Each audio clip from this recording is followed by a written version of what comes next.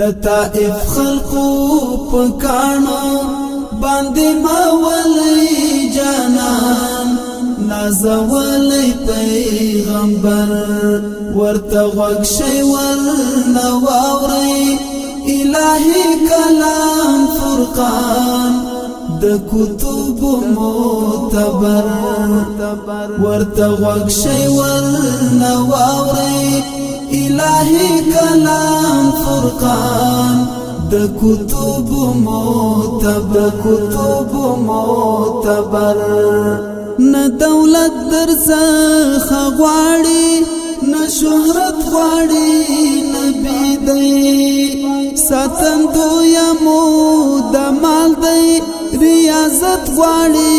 نه بيدی د توحید فضلا پوری صفانیت غواړي نه بيدی یقینی دمات بلاد شي له دنیا باورک منات شي دا احد نارابا ششار د ټول جهان چې پر لار شي برابر د طائف خلقو پکانو باندې مولای جانان نازولی پیغمبر ورته غوږ شئ ورنه واورئ الهی کلام فرقان د کتب معتبر ورته غوږ شئ ورنه واورئ الهی کلام فرقان د کتب معتبر ناپوهی د دنیا وجنی ناپوهان بولی وحق تا ټول عرب او ټول عجم یو شان بولی وحق تا دا استاذ دا الله دی انسانان بولی وحق تا نکوي در سار غدر پیژنی د انسان قدر معطر دا نړۍ دا پورا تک د قدردان معطر تر محشر د طائف خلقو پکانو باندې مولای جانان نازولی پیغمبر ورته غوږ شئ ورنه واورئ الهی کلام فرقان د کتب معتبر ورته غوږ شئ ورنه واورئ الهی کلام فرقان د کتب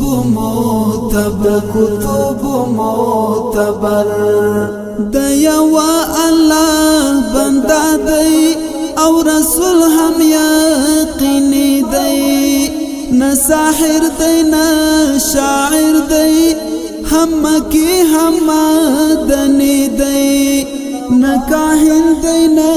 کاذب دی قریشی دی هاشمی دی رښتیا وایي چې سوایي سملار در تخایي د وحشت ډکی نړۍ ته یې راوستی دی امان حق روښانه لکه لمر د طائف خلقو پکانو باندې مولای جانان نازولی پیغمبر ورته غوږ شئ ورنه واورئ الهی کلام فرقان د کتب معتبر ورته غوږ شئ ورنه واورئ الهی کلام فرقان د کتب معتبر پتوها د رب ستایلی امانت د سقلینو رب پر غاړه باندې ورکړ امامت د سقلینو د دنیا په هانو دادی رسالت د سقلینو خپل یار شفاعت غواړم مظهری ژړم په قیامت چې برخمن شم په یقین او په ایمان نلرم بل داسې در د طائف خلقو په کاڼو باندې ماولی جانان نازولی پیغمبر ورته غوږ شئ ورنه واورئ الهی کلام فرقان د کتب معتبر